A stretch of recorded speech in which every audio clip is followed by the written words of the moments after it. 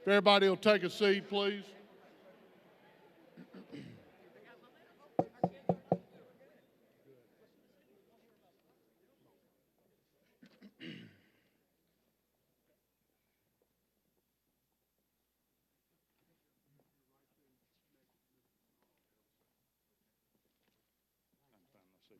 Yes, sir.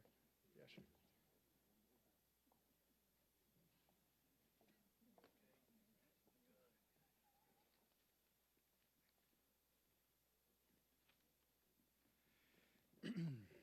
I'd like to ask our audience to be seated so we might begin the 88th annual meeting of Delta Council. Good morning. My name is Wade Litton, and I currently serve as president of Delta Council.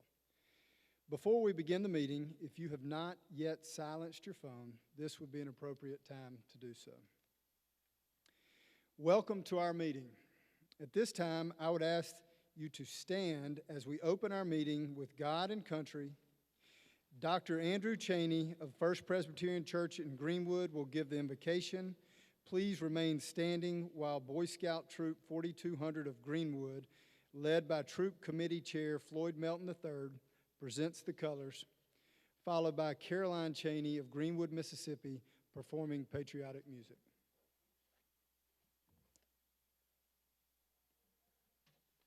Thank you, President Litton. It's so great to be here with all of you. Let's come to the Lord in prayer. Let us pray. Almighty God, we give you thanks for being the Lord of all the seasons of our lives, from birth to death. You hold us in your hands and feed us with the abundance of the earth and the love of your Spirit. On this day, we pray for your blessing upon this Delta Council meeting, giving thanks for the leadership of President Wade Litton and for the loving support of his wife, Megan, and the Litton family. We pray that you bless all those here, those in business and fishing, bankers, politicians, entrepreneurs, scientists, lawyers, farmers, educators, and administrators, and for those who support them through friendship, family, or prayer. We're grateful for their hard work, their creative minds, their tireless spirits, and their deep commitment to the long-lived rhythms of the earth in the Delta. We pray for this Delta Council, that you fill them anew with the strength of your Spirit.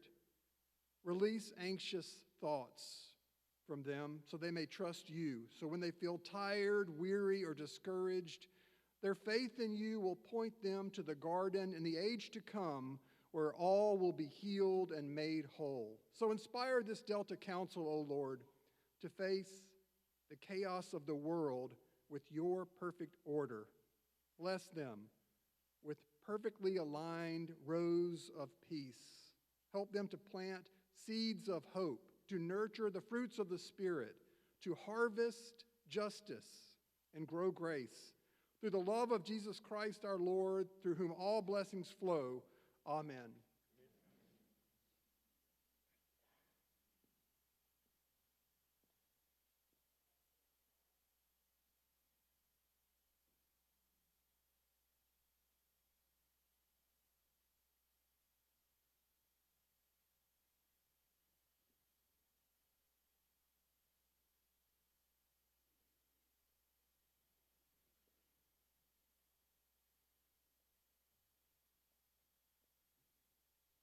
Kogar, present colors.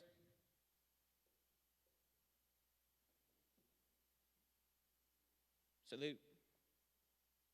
Pledge.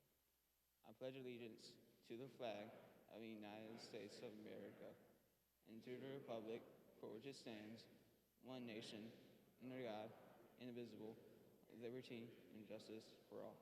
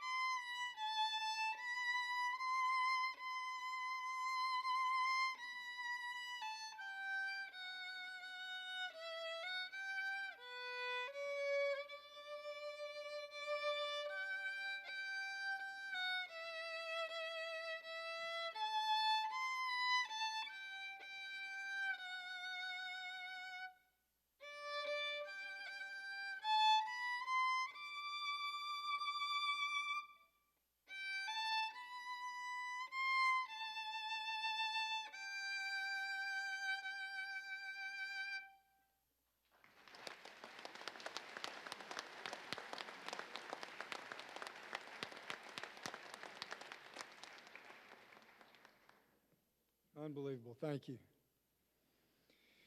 You may be seated. Delta State University has served as home of the Delta Council annual meeting since 1938. We are honored to have Dr. Daniel Ennis, the new president of Delta State University, with us today on what happens to be his second day on the job. Dr. Ennis, we welcome you to the Delta and to Delta Council Day.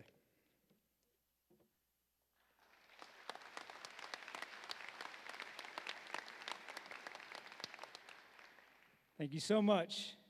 Yes, indeed, I have been on the job about 24 hours, and I'm glad to be here on my second day of work. Most of you do not know me, but I hope to meet many of you, if not today, then in the coming weeks and months. I have made the cardinal error of not being from Mississippi, so I have many new friendships to foster. I'm charged with welcoming you here to this beautiful campus, and I thought I'd share just a few brief thoughts on the subject of welcoming. I've spent most of my life in my home state of South Carolina. I experienced small-town South Carolina life in Summerville, a town not much bigger than Cleveland when I lived there in Summerville, in my youth. I experienced big city South Carolina, to the extent there are any big cities in South Carolina, when I attended the College of Charleston as an undergraduate. Then for 24 years, I experienced coastal South Carolina, living in Conway, a city about 10 miles outside of Myrtle Beach. In addition to my South Carolina experience in life, I fancy I know a little bit more about some of the other states. I spent 2 years in North Carolina getting my master's degree, and 5 years in the state of Alabama completing my doctorate at Auburn University. I married a Savannah native, so I've lost track of how many times and how many days I've spent in Georgia. Professional obligations have taken me throughout the rest of the South, from Virginia to Florida, from Tennessee to Texas, and all of the states brag about their southern hospitality. In my professional opinion, however, in this contest of which southern state is the most gracious, I hereby declare with authority, Mississippi, y'all win.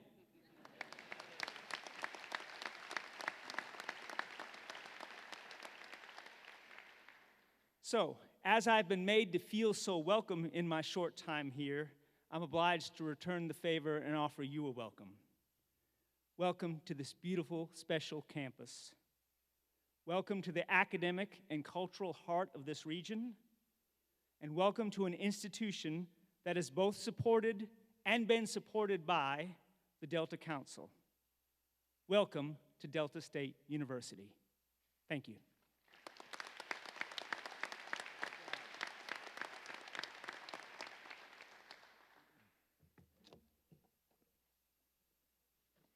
Thank you, Dr. Ennis. I would like to introduce our distinguished platform guests who have joined us today. I would ask all of them to stand and remain standing until I have called all of their names. Please hold your applause until I've introduced all of our guests. Major General Jansen Bowles, Adjutant General for the state of Mississippi. The Honorable Tate Reeves, Governor of the state of Mississippi. The Honorable Delbert Hosemann, Lieutenant Governor of the state of Mississippi. The Honorable Philip Gunn, Speaker of the Mississippi House of Representatives. The Honorable Lynn Fitch, Attorney General of the state of Mississippi. The Honorable David McRae, State Treasurer for the state of Mississippi. The Honorable Shad White, State Auditor for the state of Mississippi. Commissioner Andy Gibson, Mississippi Department of Agriculture and Commerce. The Honorable Mike Cheney, Commissioner of Insurance for the state of Mississippi. Carly Esser, Professional Staff for the U.S. Senate Committee on Agriculture, Nutrition, and Forestry for the Ranking Member, Senator John Bozeman. Doug Davis, Chief of Staff for U.S. Senator Cindy Hyde-Smith. Mike McCormick, President of Mississippi Farm Bureau Federation. David O'Brien, General Manager of Delta Electric Power Association in Greenwood, Mississippi. and Patrick Johnson, Chairman of Delta Council. Please give these guests a warm welcome to the Delta.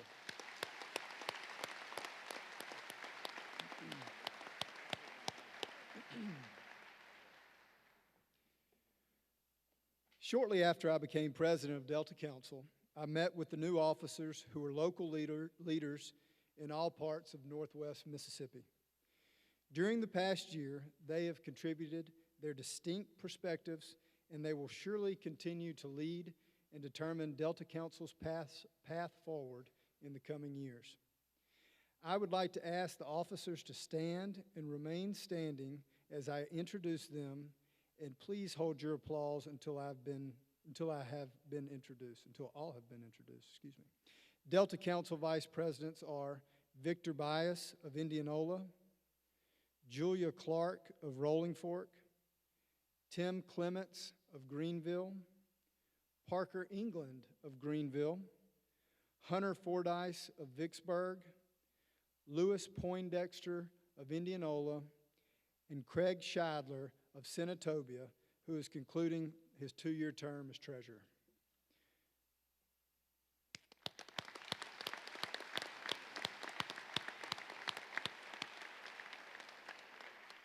We appreciate these leaders' willingness to share their respective names and contribute their time and energy when called upon to help the region.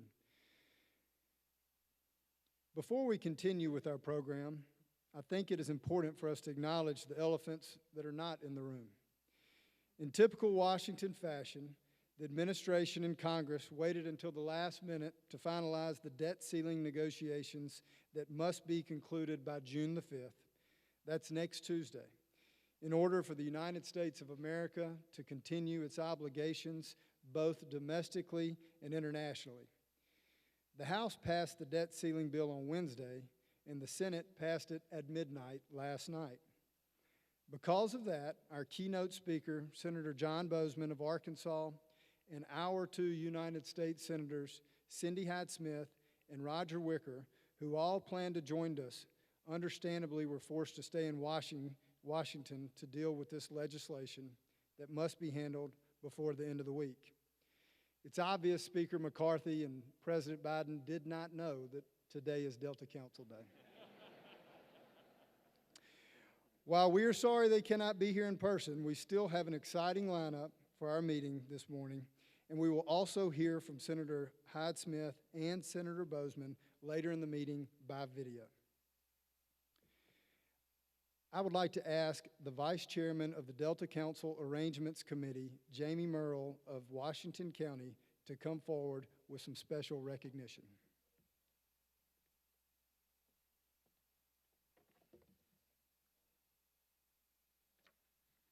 Thank you, Wade.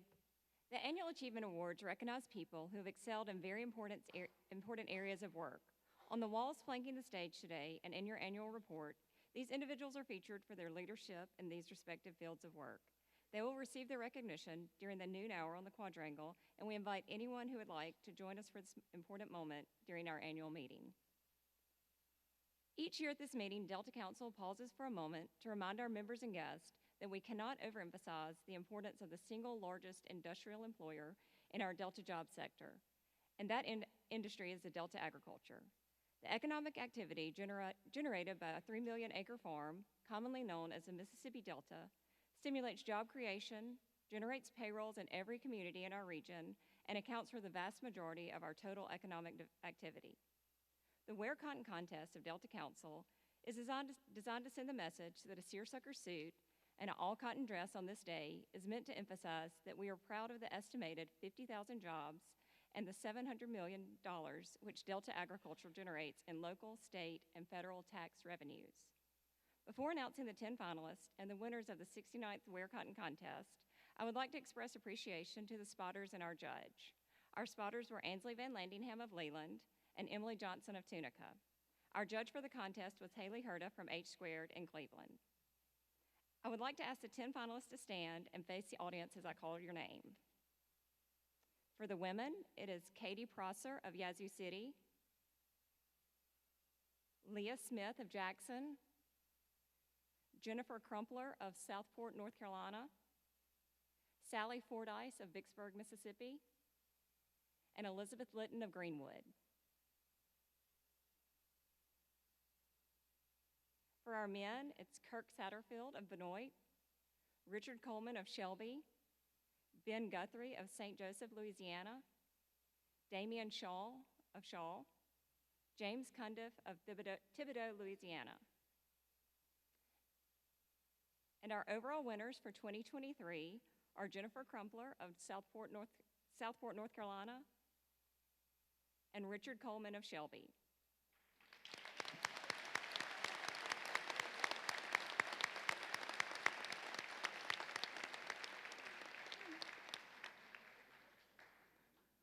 Congratulations.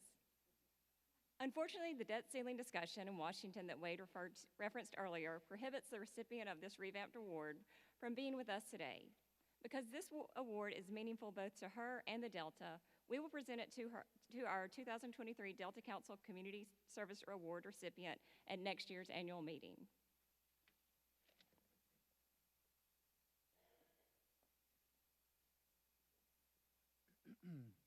Thank you, Jamie. This morning, an estimated 100 high school seniors selected by high school administrators and faculty were joined by their parents, guardians, and extended family for the annual Delta Honor Graduate Ceremony. Scholastic achievement is among the criteria used for their selection, but due to the emphasis Delta Council places on civic involvement and the courage to step out among your peers and lead, these two characteristics weigh equally in these selections.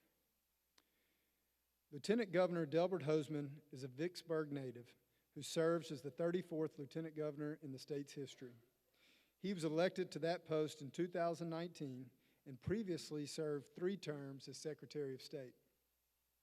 At this time, I would like to ask Lieutenant Governor Hosemann to come to the podium and introduce the young person who will receive the scholarship as the 2023 Delta Honor Graduate of the Year.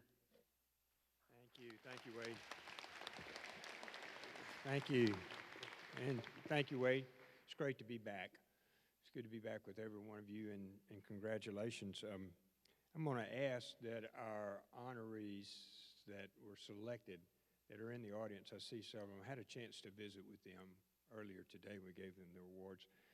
And they're going off to be veterinarians and nurses and doctors and IT specialists and all kinds of tremendous assets. And I ask every one of them to pledge they'd come back to Mississippi. And I think they all will. Would y'all please stand that are here, please, the ones that received the awards today? There they are. Y'all give them a round of applause.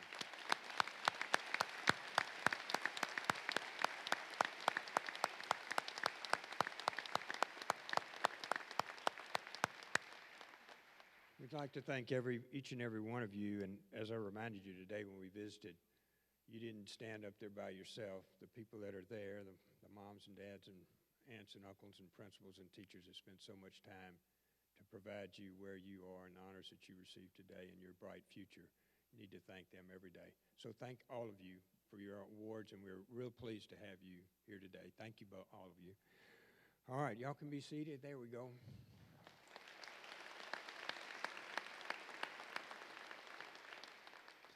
It's particularly important, I think, when I visited with them today earlier to remind them that our state is in the best shape it has ever been in. We have given teachers pay raises, we have built infrastructure, we have reduced the size of government, we paid off $550 million in debt. All of those things are preparing the future for those individuals and make them a place that they will come back and live, and your grandchildren will come back and live. Very important leaders for our state, and it's an honor to be associated with each and every one of them. We're looking forward to seeing how you all prevail.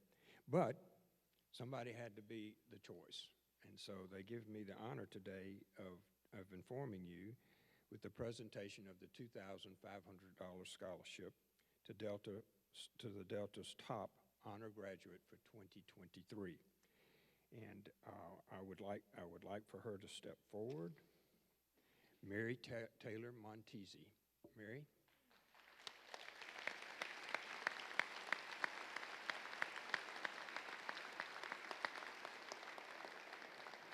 She is a graduate of Bayou Academy just down the street, and we are so pleased and honored. A Shaw native and the daughter of Robert Montesi and Christy Riddle. She'll attend Mississippi State University this next year. Her ambition is to be a veterinarian and return to the Mississippi Delta to help her community. So if the governor and all of our elected officials will join us, after you have a short presentation, they've got a check for you. So, Mary?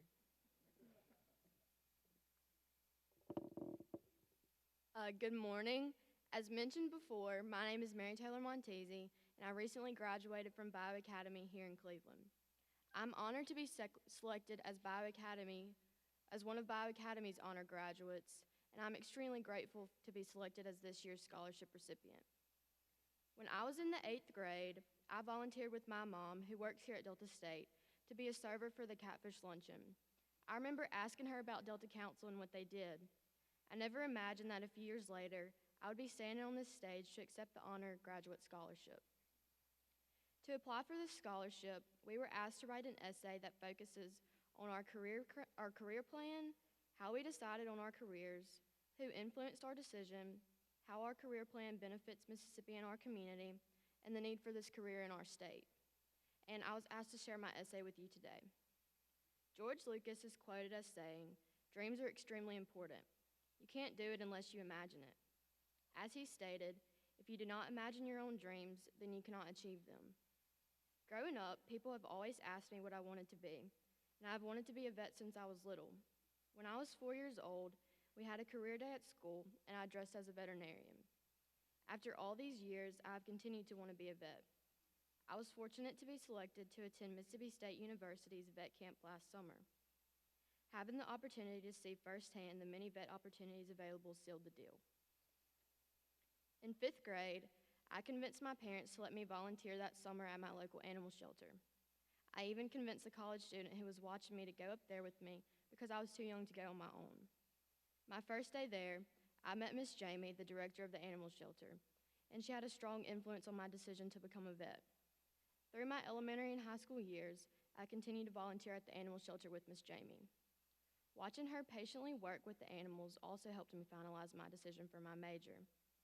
Volunteering there for the past 7 summers has allowed me to spend many valuable hours in animal care and interaction, and I witnessed firsthand what happens when cats and dogs cannot be rehabilitated. Witnessing this may turn some students away from wanting to be a vet, but it only strengthened my desire. I plan to attend Mississippi State University this fall, where I have been accepted into their freshman early entry veterinary program. Then, once I graduate, I plan to return to the Delta and work in a vet's office with the eventual goal of opening my own clinic. Becoming a veterinarian benefits the state of Mississippi and my Cleveland community. I have researched job opportunities within Mississippi for veterinarians, and there is a need for additional vets in the state, especially in the Mississippi Delta. In Mississippi, many vets work in large metropolitan areas, but the greatest need is in rural areas of the state. I grew up in a small town, and I want to give back to my local community. Veterinary medicine is a unique field because, unlike medical doctors, veterinarians cannot ask their patients about their ailments. Again, I'm honored to be selected as an honor graduate, and I'm extremely grateful to receive this scholarship. Thank you. Come on up, we'll take a picture up here.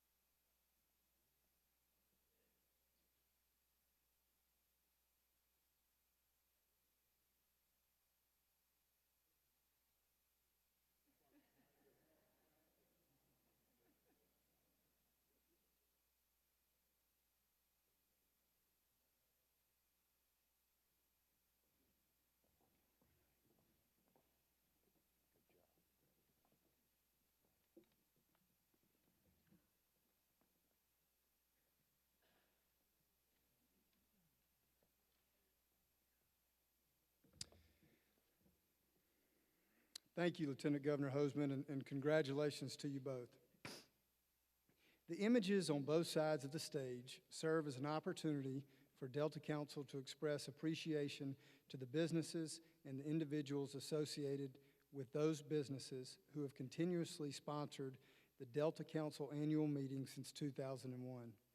Their financial support and their participation in the activities of this organization are clear evidence that their companies remain a vital part of the economic glue that holds the Delta together. We thank them for the confidence they demonstrate in this organization. Our 88th president of Delta Council is a native of Hollandale and comes from a family that has long been recognized for their leadership in the Delta and Delta Council. Clyde Douglas Simmons III, a resident of Tribbett, is the principal in Simmons Planning Company in Arcola. He has been a leader in Delta Council since he came home to farm from Mississippi State University and has served as chairman of the Advisory Research Committee for the last 12 years, in addition to many other roles. He has served as chairman of the Mississippi Soybean Promotion Board, chairman of Delta Farm, and a director of the United Soybean Board. Bubba also serves as the national president for his college fraternity, the Kappa Alpha Order, and is member of the Board of Trustees for Washington School.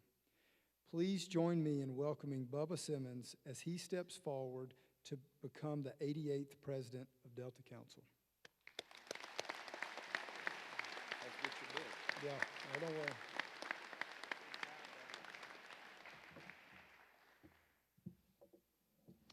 All right, thank you, Wade. I'm excited to continue my service to this organization and to the region. There are many things that Delta Council does every day, both large and small, that have a tremendous impact on the economy and well-being of the Mississippi Delta. I pledge to continue the tradition and ask other men and women in the audience today to join me in working together to achieve good outcomes for the Delta that we love. The officers of Delta Council who will serve with me this year will not be asked to stand, but please note that their names are on the screen behind me, and I congratulate each of them and look forward to working with them throughout the coming year. The vice presidents are Alan Bird of Clarksdale, Jack Phillips of Holly Bluff, Hank Reichley of Greenwood, Ryan Robinson of Cleveland, Bill Walker of Marks, and Will Weathers of Greenville. Also, Clifton Thatch of Greenwood will serve as treasurer. Before I'm seated, it gives me great pleasure to take a moment among all of us on the platform and in the audience to extend our appreciation to Megan and Wade Litton for giving so much time to this regional approach of problem solving that we call Delta Council. I've had the pleasure of working with Wade on a number of issues over the years, and I couldn't be more excited to serve as president following someone so effective that will make this job very smooth. Wade, I would ask that you join me. Please step forward so that I can present you with a gift to express our appreciation for your service to the region.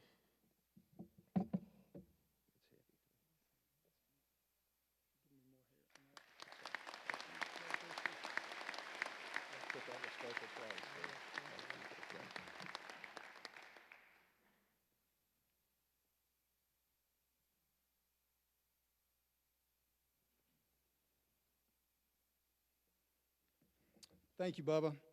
And I look forward to continuing to work with you throughout your year as president of Delta Council.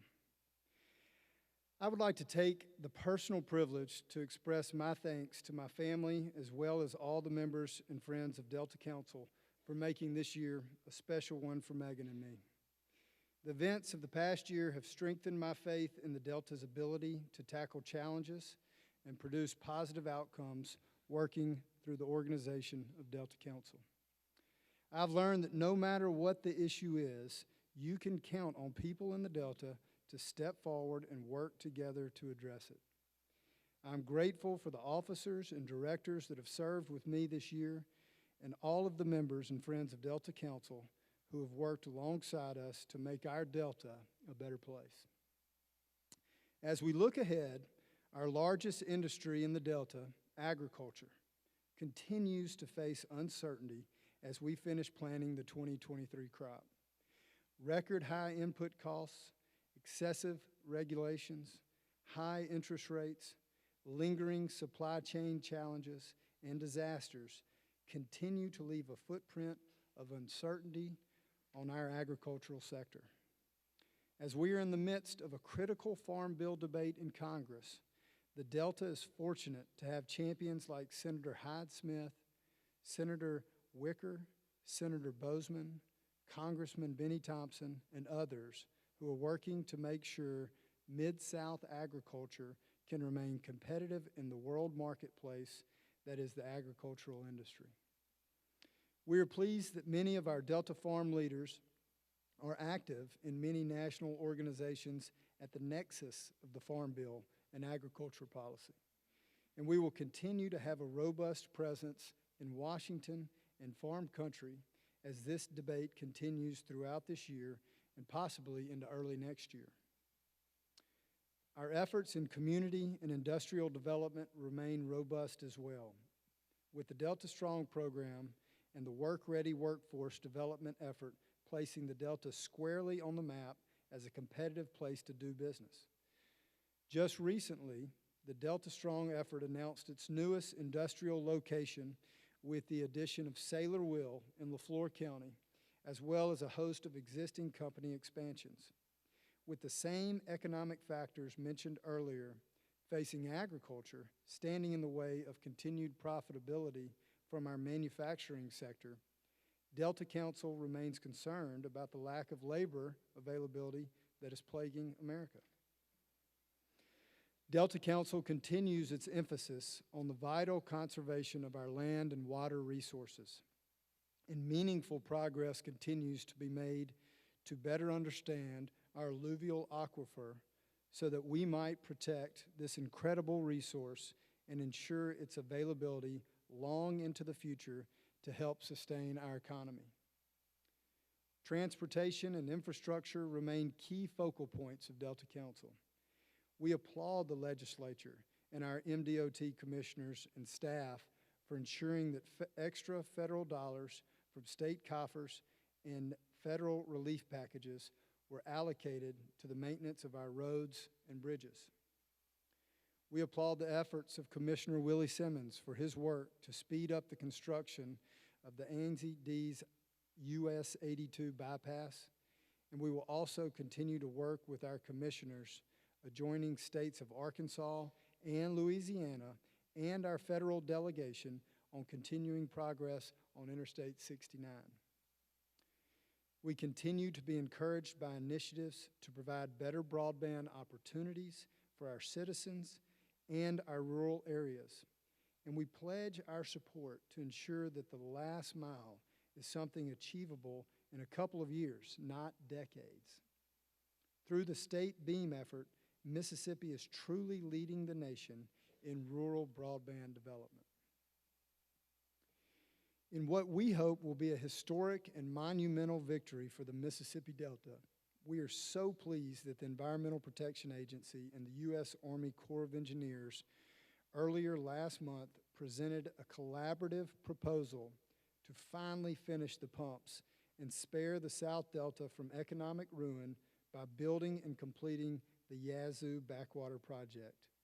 This monumental event was done in no small measure by many of men and women who are behind me on this stage, and also a lot of people in this audience and throughout the Delta who have not forsaken the most vulnerable part of our region. We recognize that there is still a long road ahead of us to get back to a record of decision and begin the long-awaited dream of construction. But it is with gratitude that we recognize the federal agencies who saw through the misguided claims of the extreme environmental community and realized the injustice that had been done to the people, economy, and wildlife habitat in the South Delta due to prolonged floodings. We also thank Senator Hyde-Smith, the Corps of Engineers, the Yazoo Mississippi Delta Levee Board, and other agencies of jurisdiction for emphasizing the continuing flooding disaster that has occurred in the North Delta in the vicinity of Quitman County due to the fact that the Upper Yazoo project is still working its way north. By continuing to provide funding for this important civil works project, Delta Council offers our full support for these solutions that would allow for this work to be completed in a more expeditious manner. We also would like to thank the Natural Resources Conservation Service and the Mississippi Soil and Water Commission, along with our congressional delegation, in the ongoing work to build levees in the Satarsha, Carter, and Rocky Bayou areas of Yazoo and Humphreys County to close out the final levee segments that will alleviate flooding from the Yazoo River in those areas. As we mentioned a moment ago, a farm bill is a critical piece of legislation for the Mississippi Delta, authorizing a multi-year safety net for producers, conservation goals, rural development priorities, and nutrition assistance. We were excited to have one of the principal architects of the upcoming Farm Bill debates as our featured speaker this morning. We were also honored that his colleague on the Senate Agriculture and Appropriations Committee, our own Senator Cindy Hyde-Smith, was going to introduce him. However, the good folks in our nation's capital had other plans for today, and while we do miss them, we recognize that they are doing exactly what they were elected to do. Senators Hyde-Smith and Bozeman recorded brief videos last night, and we wanted to share those with you now.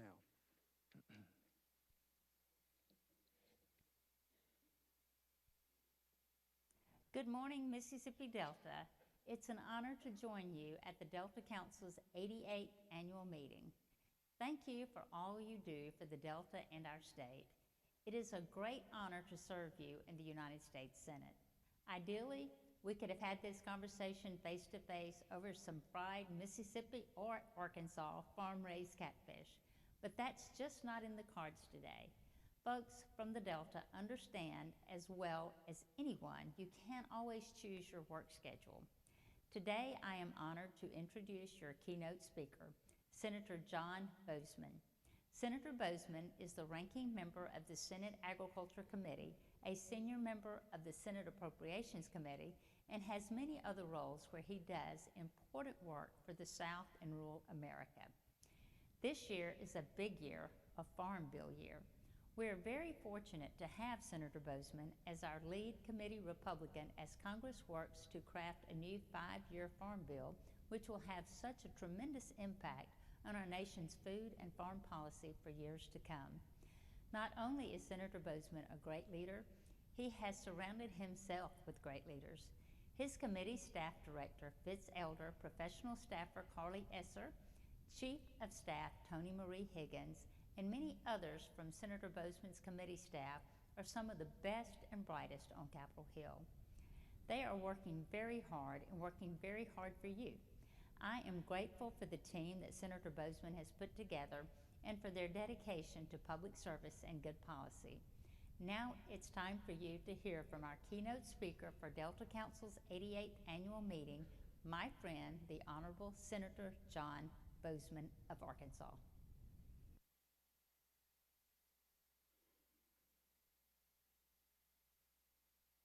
First and foremost, thank you so much for inviting me to speak at your conference.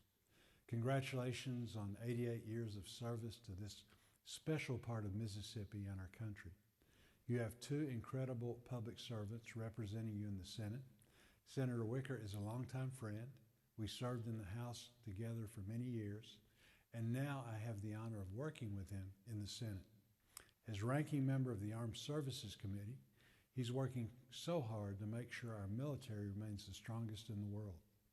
And as a senior member of the Commerce Committee, he's been instrumental in driving pro-growth policies that have helped your mission in the Delta. I can't say enough good things about Senator Hyde-Smith.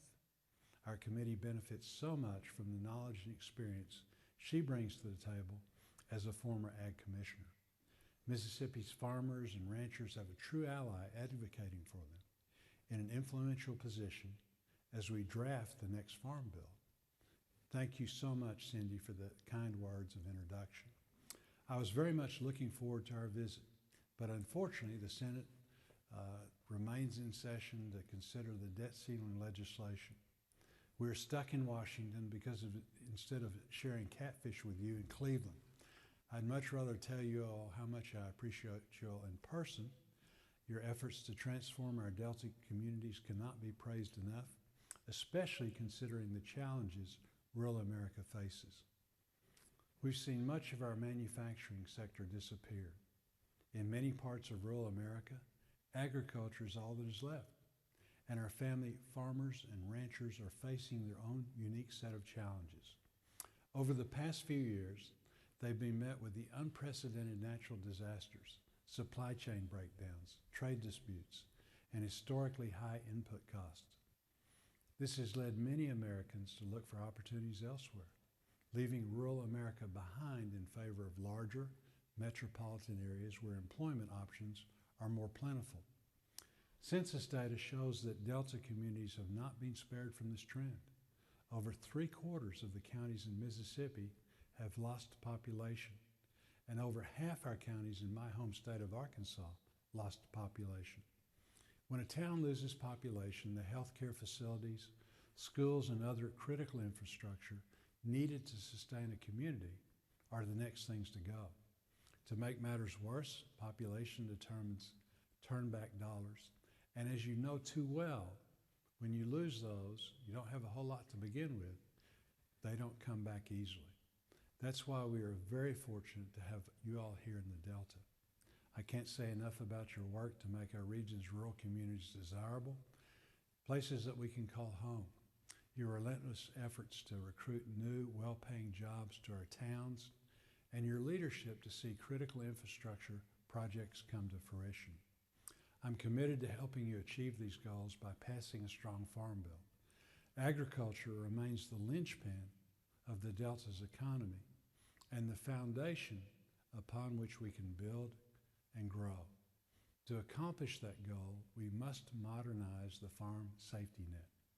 Farming is an inherently risky venture. Unfortunately, few outside of production agriculture understand the magnitude of risk farmers must take on. Those risks have never been greater. It will cost $500 billion to produce this year's crop. Our farmers cannot operate with outdated risk management tools that fail to reflect the nature of the risk under which they operate. Our farm safety net cannot be based off data that is over a decade old. That is why we must update Title I in the new Farm Bill and meaningfully increase reference prices and marketing loan rates. I've made it clear to my colleagues in Washington, and I want to make it clear with you that there will be no Farm Bill if we don't help farmers. We also must deliver the trade and research tools farmers need to grow their operations. Trade promotion programs are vital to expanding market access, which must be a priority considering our record negative agriculture trade balance. Research programs spur innovation, helping our farmers do much more with less, which is particularly important at a time when input costs are soaring. A farm bill that invests in agriculture will help Delta communities do what we do best, grow the food and fiber that helps feed and clothe the world. But it also provides another kind of growth, one that will help diversify local economies and create new, well-paying jobs by modernizing the region's infrastructure. Modern infrastructure means more than just the traditional 3 R's, roads, railroads, and runways. It's broadband internet access as well as safe, reliable drinking water and wastewater systems. We need a sweeping approach to this issue, one that mirrors the way Congress tackled rural electrification. By passing the Farm Bill, we can ensure state and local constituencies have access to USDA's wide-ranging options for loans and grants. These programs are so vast, they can essentially help build a community from the ground up. If we approach the Farm Bill from this perspective, this one piece of legislation will go a long way towards unlocking resources that will greatly help our efforts to revitalize Delta communities. I'm committed to getting a farmer-focused farm bill passed into law, but my commitment doesn't end there. As a member of the Appropriations Committee, I will make sure rural America gets its fair share and more. And as a member of the Environment and Public Works Committee, I'm committed to ensuring the Mississippi remains mighty by investing in our inland waterways and ports. I will continue to use this seat to pursue policies that improve and strengthen water resources critical to transportation, job creation, and promoting commerce. You can help us help you by staying united and continuing to be vocal about what you want to see in the Farm Bill as we move forward with the process. I'm sure I can count on that happening. You all aren't the shy, quiet kind. That's what we appreciate about you. The work we do in Washington matters, but not nearly as much as your efforts on the ground. It takes leadership on the front lines to make our communities stronger. The Delta Council provides that leadership in more ways than one. Thank you all for all you do to help our communities thrive.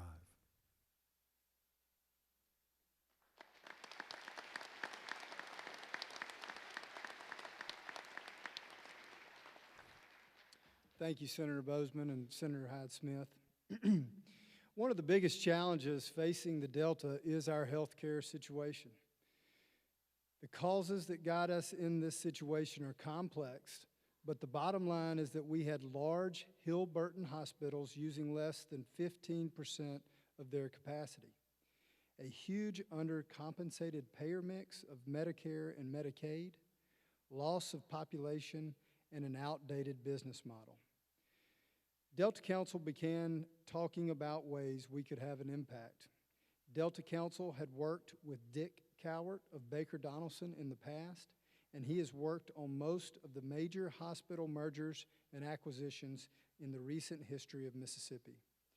He is regarded as the most sought-after hospital attorney and consultant in the country. He is also from Mississippi and went to Southern Miss and Ole Miss Law School. Baker Donelson made him their health care lead about 20 years ago, and he moved to Nashville, but his knowledge of Mississippi health care is impressive.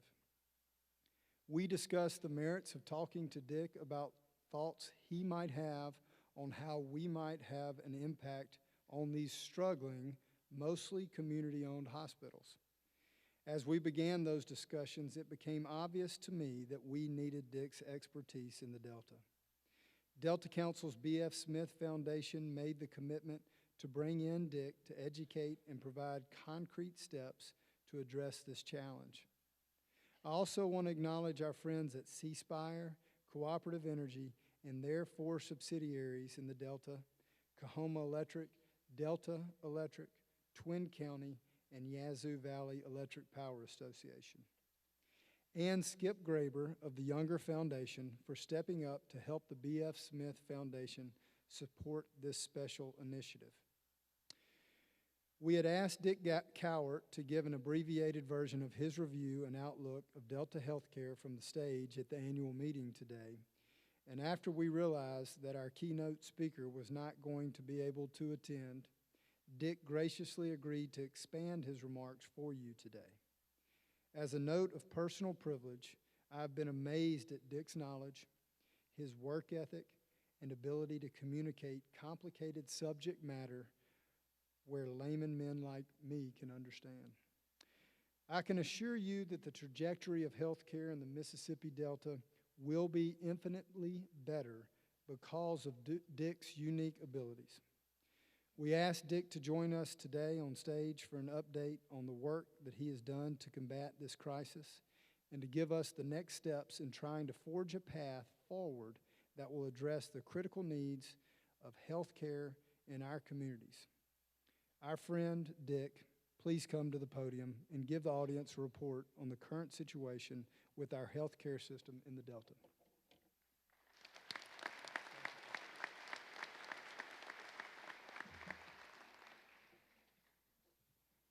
Well, thank you very much. And it's evident I'm the pinch hitter, and I'll do the best I can to make this interesting. But if you came for agricultural policy, I apologize. I will say it's Mississippi, and so you got to start with where are your people.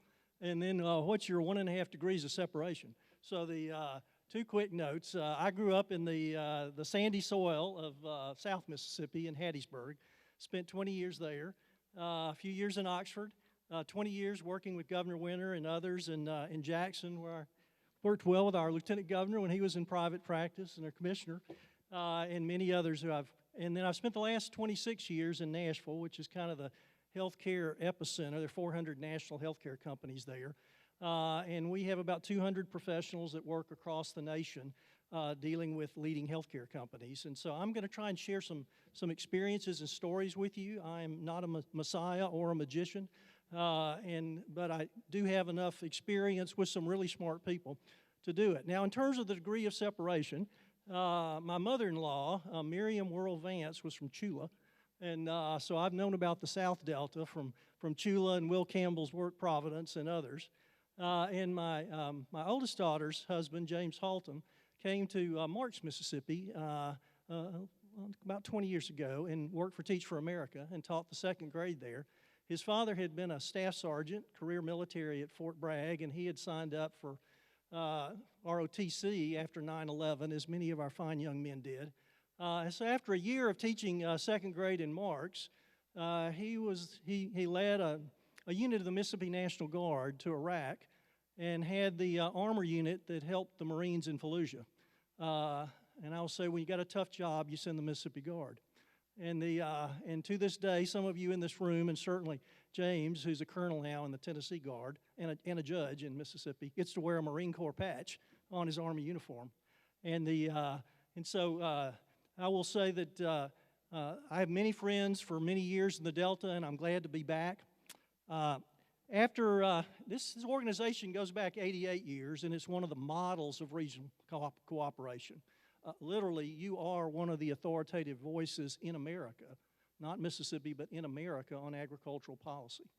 I think the situation we face in healthcare here doesn't go back 88 years, but it probably goes back almost 70 years. And that is, America decided it didn't have enough hospitals in the mid-1950s. It passed an act known as the Hill-Burton Act. The lead name there is Senator Lister Hill from Alabama, who I got to meet with Senator Stennis one time.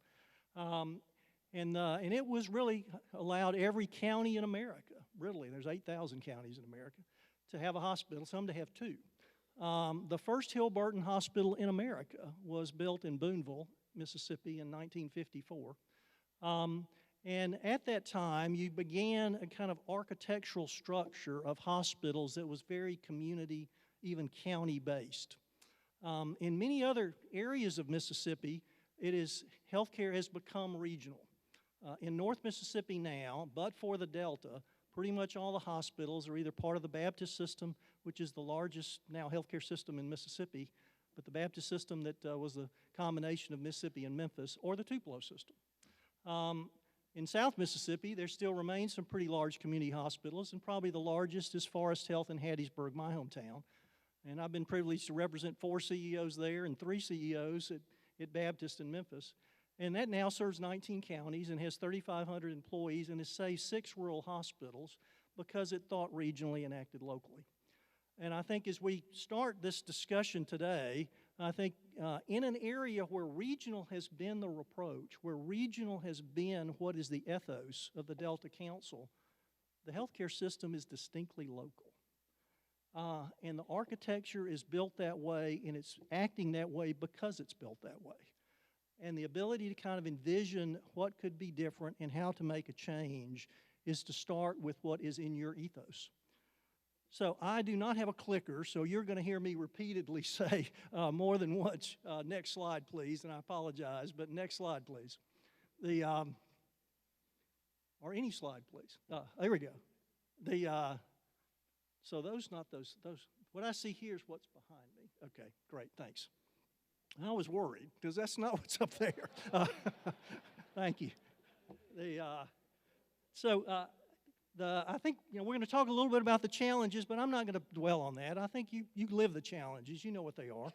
I'll give you some new information because there's some new studies that have come out in the last month, really. But I want to talk about the opportunities, and I really want to talk about how you might take a fresh approach to what might be ahead of you. Next slide, please. First, it's Mississippi. Our new president has said we are #1 in hospitality, so we cannot begin without thanking some people who deserve to be thanked on this stage. First, I will say that just as we were getting this started, Greenwood LaFleur Hospital kind of went into free fall because of a series of circumstances, and we've had to jump and try to do that, and Clarksdale's had to make some changes. There's a lot happening that we've had, and Congressman Thompson has been fully engaged, and he has been very helpful in his office. Secretary Becerra, who is the HHS secretary, was a congressman from California. He was head of the Hispanic caucus. He's got a long-term relationship with Congressman Thompson. That is going to help us. I'm going to tell you some stories about that, but I think that's a very good relationship, and thank you for his help. Next, Senator Wicker and Senator Hyde-Smith have both been extremely engaged, have assigned senior staffers to work through the Delta. You want you to know you are being well represented on not just agriculture, but on this issue as well. And finally, to Governor Reeves and Governor Hosemann, the hospital sustainability grants, the community hospital collaboration legislation were both passed this year, and are steps in the direction of that, and we thank you for that support. And then certainly the state health officer, Dr. Edney, thank you for your help on Greenwood and the other things. I will tell you a story in a moment where he made the difference. So next slide, please. This came out about a month ago, and it was the Center for Healthcare Quality and Payment Reform, and it really looks like there are about 4,500, 4,600 hospitals in America. About 25% of them are small rural, which are the most vulnerable. There are about a third of them are critical access, about 2/3 of them are prospective pay or paid under a DRG basis. And when you look at the Delta, you've got about half your hospitals are prospective pay, kind of acute care hospitals, about half are critical access, and there's now a new one called a rural emergency hospital, which is brand new this year. Several hospitals in the Delta were looking at it. Rolling Fork was headed that way before the tornado hit them. But we got our first rural emergency hospital approved, which was actually in Holly Springs in Marshall County. And I will say for Dr. Edney to know, that according to Washington is not in a rural area. It is in the Memphis metropolitan area. But for Dr. Edney to say, well, you know, this really isn't Memphis, folks. This is Holly Springs, which they believed and gave them that designation literally in the last month. The ability to kind of say, Washington, we know you're trying to do it, but let's tell you the real facts here. And I think those are one of the things. There are many hospitals now that are really trying to make those decisions, and they're having to do it one community at a time without an ability to communicate across structures and across governmental bodies. And every time somebody does, if somebody closes OB, it affects another program. If somebody changes their emergency policy, it affects 2 others. And the ability to say, how do you look at this regionally is really important. Of these, I want to tell you that there are about 30% of these 600 smaller rural hospitals that are considered at risk. Next slide, please. This is kind of the map of those hospitals. In the South, Mississippi has more than anybody else, 45. And I think that when you look, it's not just rural, but small rural that is the risk because they have such a small operating margin and they're so vulnerable to the other changes. Next slide, please. These are the ones that are the states. You'll know there's several of them in the South, and at least this analysis would say literally, 20 of those are imminently at risk, which shows us that the problem is not just the Delta. It involves other areas of the state, and in particularly the rural area in North Mississippi and Southwest Mississippi. Next slide, please. Second came out again in the last month. This was a study done by a Harvard Policy Group, and I pulled it because one of the authors is Mike Chernoff. Mike Chernoff is the chairman of MedPAC. MedPAC is the federal advisory agency that recommends pay increases for doctors and hospitals. MedPAC's a big deal. And so they went and they studied for the last 4 years, 2 of which are COVID, so it's challenging. The 858 or so of their definition of rural hospitals, 325 were unprofitable. Let's say, what kept them open? I mean, what worked? And a lot of it was because they became part of larger systems and enterprises. By the way, they weren't necessarily sold. They had to say, we've got to work at another scale. We've got to work on a cooperative basis with our neighbors. Some have closed, and there will be some inevitable. But you say, if the most recent literature will say, well, the best way to survive when you're small and at risk is to play as a team. And the ability to kind of think like that and have that view of things. Next slide. This is, again, I will say that this study had attached to it the operating margins of most of the hospitals in the Delta, and there are very few hospitals in the Delta that have an operating margin. They can survive because they have, you know, a margin of cash flow, but the ability to kind of say, that just survival. What gives us something that gets us more sustainable? Next slide, please. And so, as I said, I don't want to spend as much of this element on the problem. We could talk a long time with it, but I do want to give you some fresh approaches and ideas that hopefully will help you think. This problem will be solved locally. This is not a problem you're going to hand to Jackson or Washington and say, solve it for me. So I will begin with that, and I think that's correct. First, communities that have looked at this said, what are our common objectives?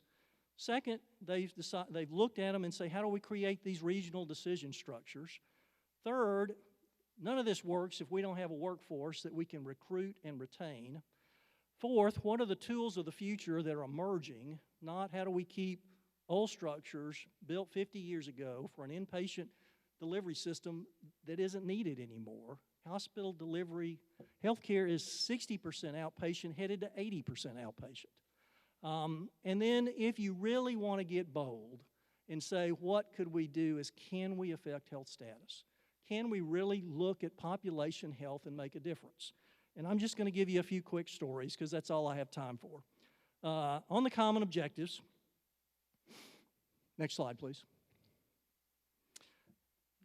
One, don't think about the hospital as a building. Yes, they're big buildings, they're prominent, but mostly the psychology of where do I go in an emergency, where, you know, they were kind of the kind of front door. You don't get in a car accident and run to Walgreens. It's not what you do. So the ability to have that sense of social and cultural stability, but what you need in every community that can sustain it is those essential services. What emergency, what's women's health, what's primary care. There's actually a lot of specialty care like medical oncology that can be delivered locally but may be diagnosed regionally. Next, what is your essential workforce and how do you recruit and retain it? Next, what is your financial sustainability? That is, what is recurring revenue for recurring expenses, not one-time money. Next, how do you maximize your public reimbursement? The payer mix in the Delta is about 80% Medicare and Medicaid. It's public reimbursement. You've got to know those regs and maximize them. Next, how do you deal with the services of the future? How are those outpatient? How do you create economies of scale and skill? I told a story earlier this morning where merely sharing the conversation that created the combination of Mississippi Baptist and Memphis Baptist really was how to save $30 million on a health IT system. $30 million. And began on supply chain and revenue cycle and a bunch of other things. And so one thing, you got to manage your costs as carefully and effectively as you can. And finally, you need partners, not necessarily owners, but you've got to have people you can work with because resources can be shared. So let me give you a few elements of, and I have to move, next slide, please. First, the structure. I would say one thing we should consider is regional decision-making. Everything about what you do, the Delta Council, co-ops, banking, power, it's regional, but healthcare's not. Why? I think it kind of says we've got to take another look at it. These are two examples where states, many years ago, decided we needed public authorities, not just private nonprofits, public authorities that exist, and they've been able to succeed. Quickly, next slide. In Alabama, there's several examples, DCH in Tuscaloosa, Huntsville. Next slide, please. This is 11 of the 13 hospitals in North Alabama are now part of a public system called Huntsville Hospital. It saved 6 rural hospitals because it could join the system in an authority basis. Next slide, please. In Tennessee, these are the examples. Rural Tennessee is mostly West Tennessee. I'll tell you a story about East Tennessee in a minute. A good example there is West Tennessee Healthcare, and there's a big hospital in Jackson, Tennessee. Next slide. But really the ability to kind of create some stability for the smaller hospitals was this: how do you be part of a system? And both of these are public governmental systems. I'll be in Chattanooga next week with the Hamilton County Commission. I'll actually be at the Shelby County Commission next week too in Memphis. But in Hamilton County, Erlanger there, which is their safety net hospital, is in 4 states and has 6 hospitals, and it's got a governing board from 1 county and 1 state. The ability to kind of say, how do you deal with what is a regional structure and regional decision making? Next slide. Workforce I could spend a good bit on, but I'll tell you one story. I thought it would be public by today, but it's embargoed, so I'll give you the teaser. And that is, everyone in this situation has realized that if we're going to have a workforce, we've got to grow our own, particularly in a rural area. And so in another state that borders the mighty Mississippi, but will go unnamed for this moment, a large state university, a large health system, a large community hospital, and the largest public school system are now in talks about how we go together and start at middle school to really create a pipeline of healthcare workers, because they're looking at needing hundreds and hundreds of them. When you look at the McKinsey studies in rural America, 2 of the top 3 jobs in rural America are healthcare jobs. The other one's broadband tech workers, by the way, not agricultural workers. And so the ability to say, how do we grow that and do it? Next slide. This is Workforce Now. Let's pass through this one because I'm afraid I've got to move a little quicker. On the tools of the future, I wanted to mention a couple. One is Crittenden. This is Mississippi County. It's West Memphis. Next slide, please. This was an old Hill-Burton hospital, open, closed. Methodist had it closed. Some for-profit had it closed. I mean, there's obviously no stability whatsoever. And the county came to Baptist and said, will you take this hospital? And they said, no, you don't need that hospital. And they said, well, what could you do? And they said, well, you do need health care. You do need emergency service. Let's talk about that. And so they started designing what that community needed. It was a small, it's termed at the time micro hospital. They've got different names now. It was the first one in Arkansas. But it was really to create, at the interstate, an emergency room with having obstetrical services, outpatient services, cancer services, all the things that would be needed, but not a big inpatient capability. But the community had to support it. They did a referendum, passed a sales tax to support their emergency room. They wanted to pay for availability. And today, if you would go see it, in a place where a few years ago they were worried about not having a hospital, their emergency room volume has tripled. And they've got 40 doctors, and some don't go to a hospital, some use it. But they've created a center and stability around a cost structure. And this little hospital serves 5 counties in Arkansas. Next slide. Next example, again, this is a little bit about the metrics. Next example, this is, let me go to the next slide, please. The next, Fentress, Tennessee. I had somebody in the last session tell me they were from there.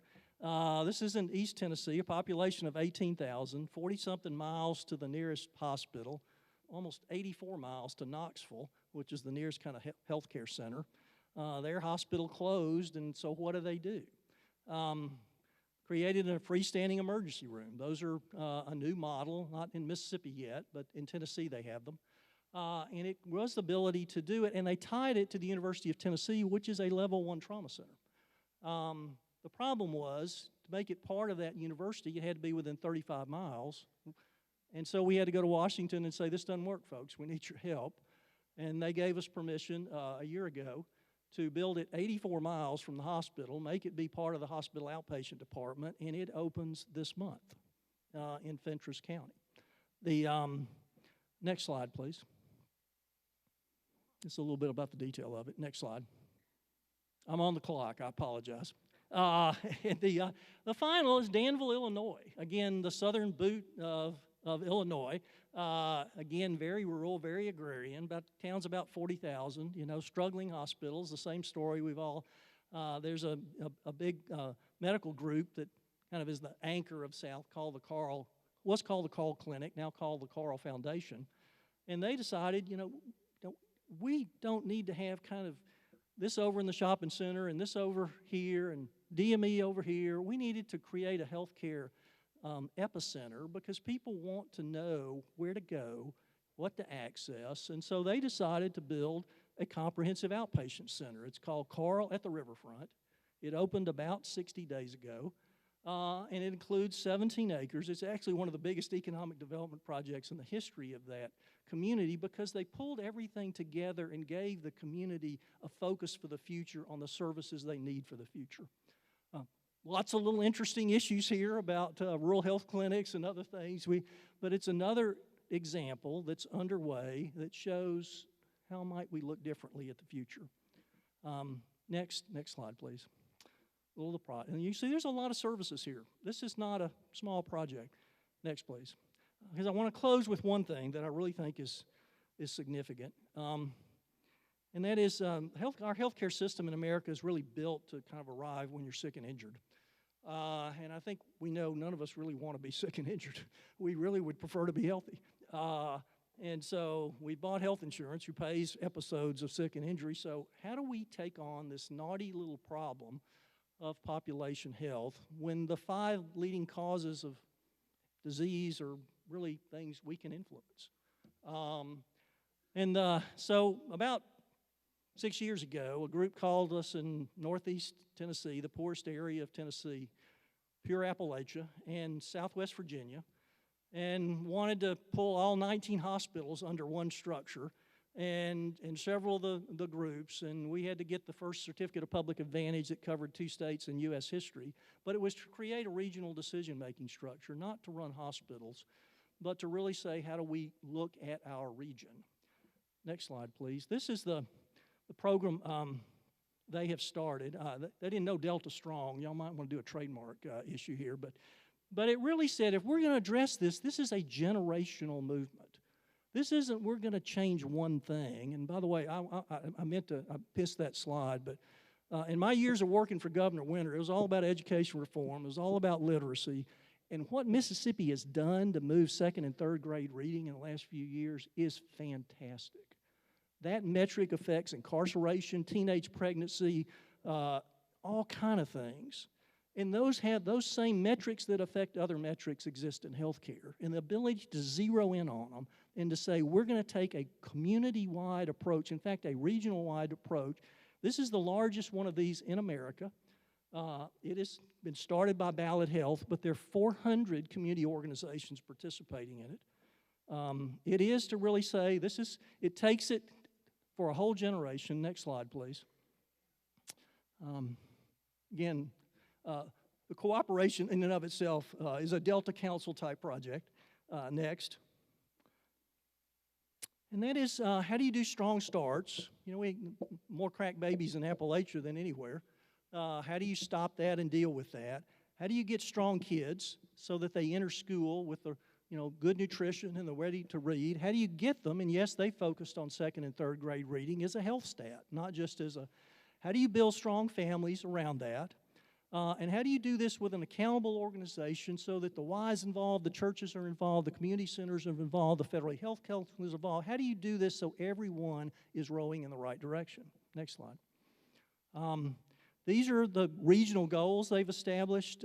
This is a 15-year project that is about 3 years underway. It's gotten affected by COVID, as you would expect. But the CEO of Ballad was the health secretary in Louisiana and was the chief of staff of Governor Bush in Florida and sits on the board of the University of Florida. The senior vice president for population health, Tony Keck, the other was Alan Levine, was the Medicaid director in South Carolina. So these are 2 executives who know public health issues and know those elements and are very active in the public policy elements. So how do you take these things and say, in addition to just kind of keeping our hospital and essential services, how do we create something that really redefines the health of our workforce and our population. That is the big, hairy, audacious goal. And I would just say, you're getting started. I think everyone gets it that we need to be regional. Next slide, please. These are some more on workforce and supported cues, and I've run out of time. I apologize. Next slide. So with this, in my one, I want to thank you for coming together. That I happen to have the providence of being here when Greenwood hit the moment, and Gary Marchand, who is a great hospital administrator that I'd worked with in Gulfport and helped save some things after Katrina. You had the right man, Gary Marchand, at the right place at the right time, and the ability to kind of say, let's start with that. But that's not what this is about. That just creates stability.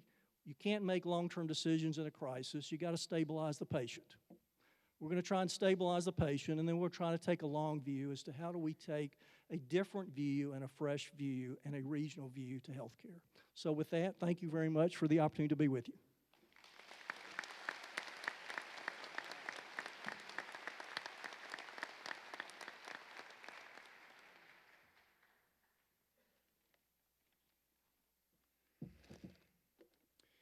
Well, if you didn't believe me earlier that Dick was one of the most sought-after health care consultants in the country, after hearing that, yeah, I think we all can agree. And Dick, everything you've done so far has been just, the Delta's so grateful for your efforts, and we appreciate you. And as a reminder of the Delta Council Day in 2023, we have a gift of Delta McCarty pottery made from authentic Mississippi River Delta buckshot soil and renowned across the world. There you go. Thank you, Dick.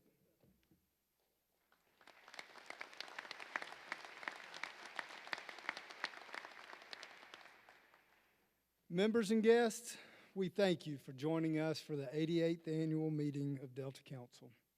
There being no other business, I would like to adjourn the meeting to the quadrangle lawn of Delta State University for our noon catfish luncheon. Thank you and have a good day. Thank you, Daddy. I appreciate it. glad to do that. Yeah, thank you. I appreciate it. So good to see you. Yeah, thank you for everything you're doing. Oh, big time. Big time. I'm going to take the rest of the day off. I'll be ready. Yeah. Well, thank you so much. It's been an honor. I enjoy serving, and it's very rewarding. Yeah. It is like, you're right. You're right. You're right. That's it. That's it. That's it. And thank you so much for coming. We always appreciate you being here and everything you do for us. That was good. Yeah, please. Thanks, Tony. Oh, yes. Congratulations. Thank you. Thank you for always having me, dude. Yes, appreciate you. Thank you. How about it, buddy? Kenny needs to. How are you? See you soon. All right. Thank you. Yeah, what's your first name, Kenan? Kenan? What grade are you in? Fifth grade? Wow, where'd you go to school? Thank you. Congratulations. Good luck. I know that school well. Son, it was great. Thank you so much. I mean, I think that was the highlight of it. Come on, let's get a picture.